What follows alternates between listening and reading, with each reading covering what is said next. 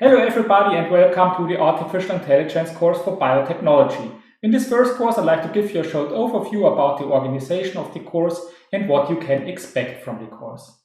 So first, how is the course organized? We will have several videos which we will release every week.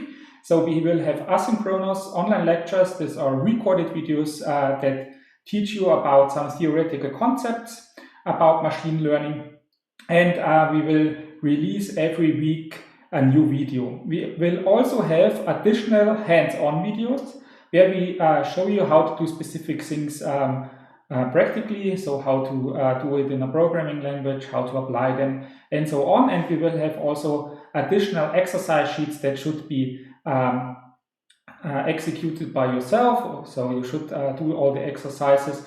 And then we will have additional synchronous online question hours where you can ask specific questions about the content of the lectures or also about the exercises.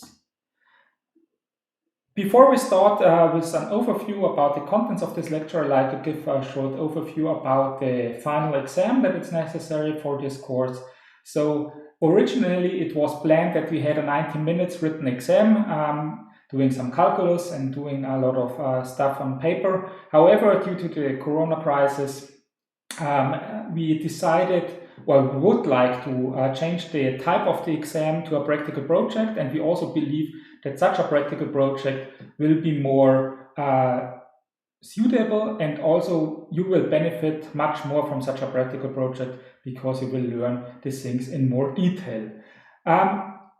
We planned to approximately release in July details for the project, including all the data and the literature that is necessary. So the goal of the exam or of this practical project is then to understand a certain problem or to understand the data which we will release, and that you then use machine learning tools which you have learned during this course.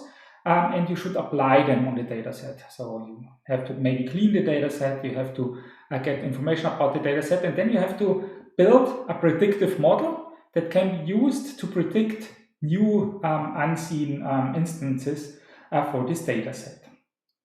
Finally, you have to write a small scientific research paper that summarizes your methods that you have used, your analysis and your results.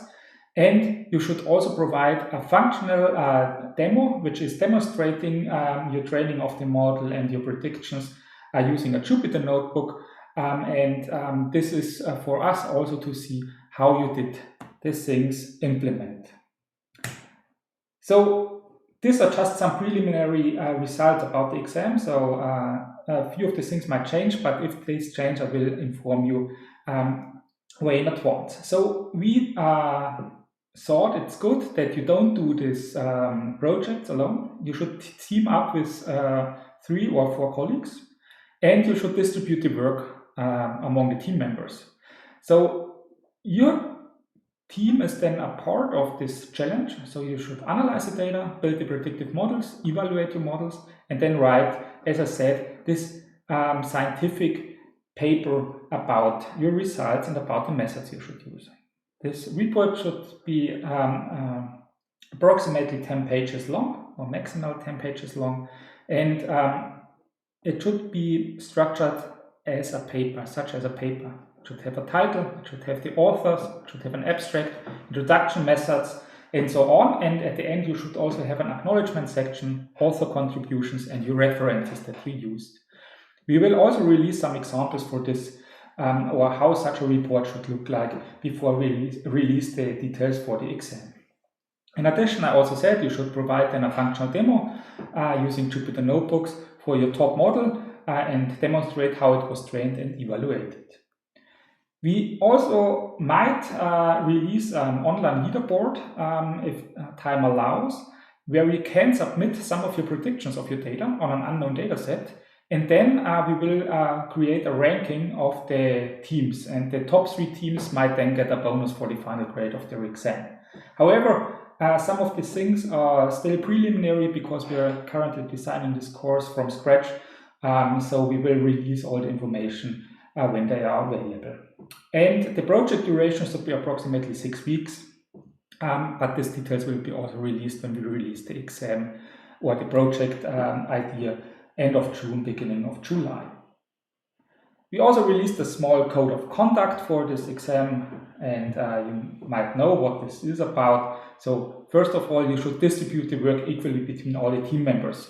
So you are a group and you should act as a group, and the group is also responsible for the project. State in the report clearly the contributions of each author. So who did what and who was responsible for what. And usually there will be also one grade for the full team.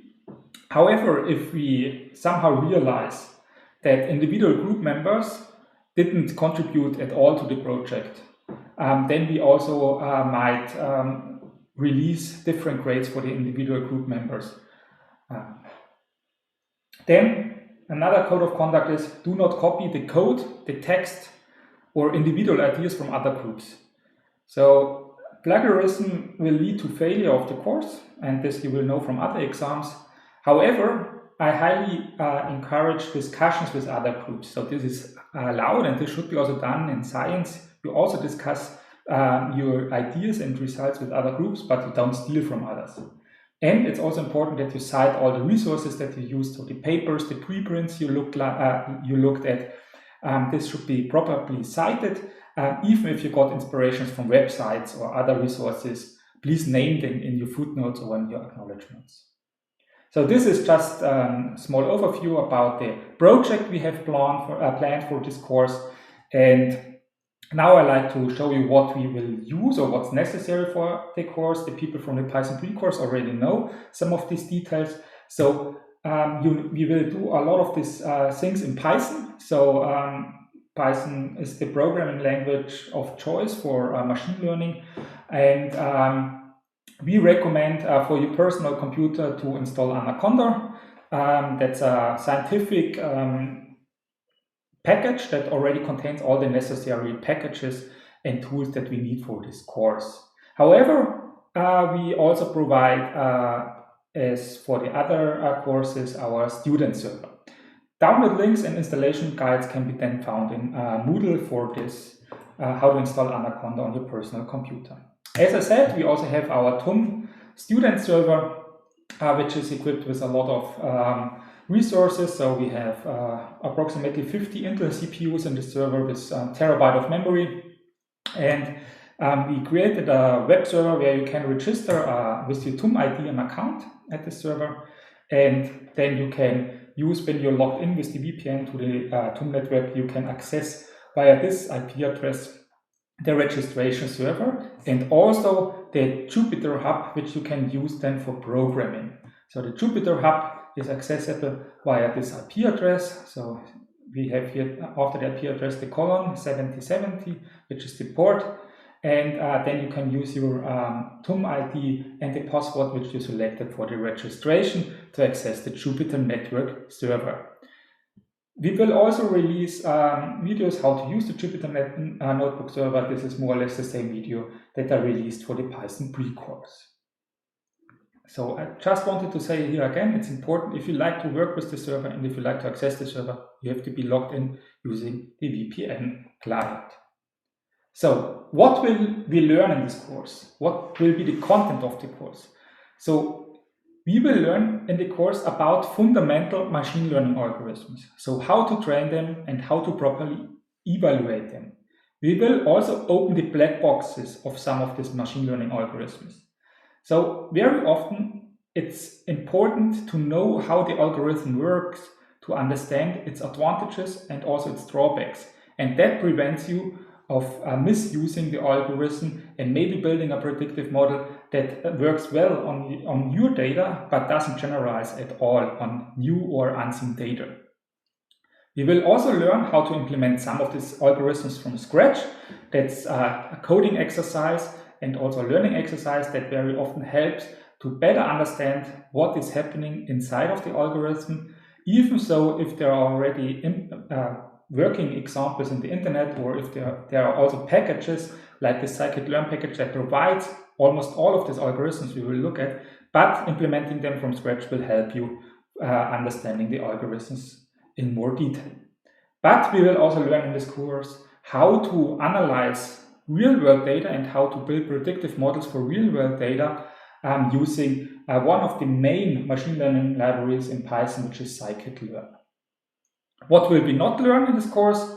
We will not learn just to use the algorithms as a black box. That's very dangerous, especially if you are in the medical domain or if you like to build sensible predictive models, because this might lead to things that are not good and should be prevented. And we also won't look at very advanced machine learning techniques. That's out of the scope of this machine learning or this introductory course of machine learning. We might build a new course, an advanced course for machine learning techniques in the next semester. So what will be the content of this lecture? We will learn about what is artificial intelligence and machine learning. We will look at different types of machine learning systems and also at some historical machine learning models. And then we will especially look at regression models and classification models, how we do data preprocessing and cleaning, model selection, evaluation, and also how we can regularize our models such that we prevent models that only remember what we showed them, but that they can't generalize to unseen data. And we will also look at some real-world applications, how they can be applied, especially in biotechnology, but also in other domains like in economy or in image classification or analysis, for example. The next slide, I provide you some useful so-called cheat sheets. These cheat sheets are PDF pages that summarize some of the most important functions for specific Python packages or summarizes Python basics. And I provide here just the links, for example, for scikit-learn, some Python basics, some beginners Python basics, for importing data, NumPy, scikit-learn, matplotlib, how to create charts and so on. So these cheat sheets are very often quite useful if you like to quickly remember some things. So you can print them out on a 4-page, for example. And you always can have a look again at these cheat sheets. These cheat sheets might get more important at the later phases of the course and are less important at the beginning when we talk more about the first models.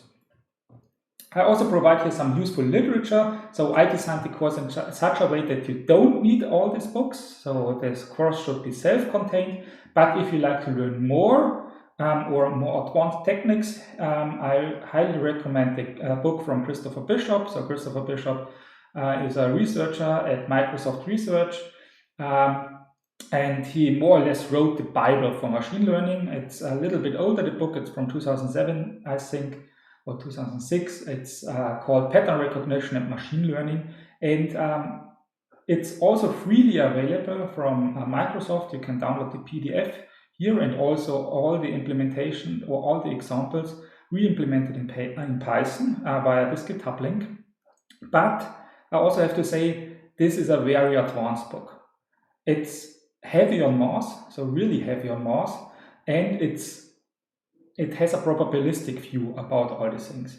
So one needs a very deep understanding of linear algebra and probability theory to even understand what he's talking about. It's complex, but it's also very comprehensive and very detailed. Another book that's very helpful is from Sebastian Raschka. He wrote an applied machine learning book. It's called Python Machine Learning. It's a practical machine learning book. It's light in theory. It teaches more or less the basics and the intuition behind some of the algorithms, and it shows you how to use these algorithms using, for example, scikit-learn. And for those that need a refresher in Python or like to dive deeper into Python, I recommend the book from Christian Hill, Learning Scientific Programming with Python. As I said, none of the books is important or necessary for the course. It's just an addition that should help you to have some references if you like to go deeper into some of the topics. That brings me to the end of this organizational lecture, and see you at the next lecture where we talk about the the foundations of machine learning. Thank you.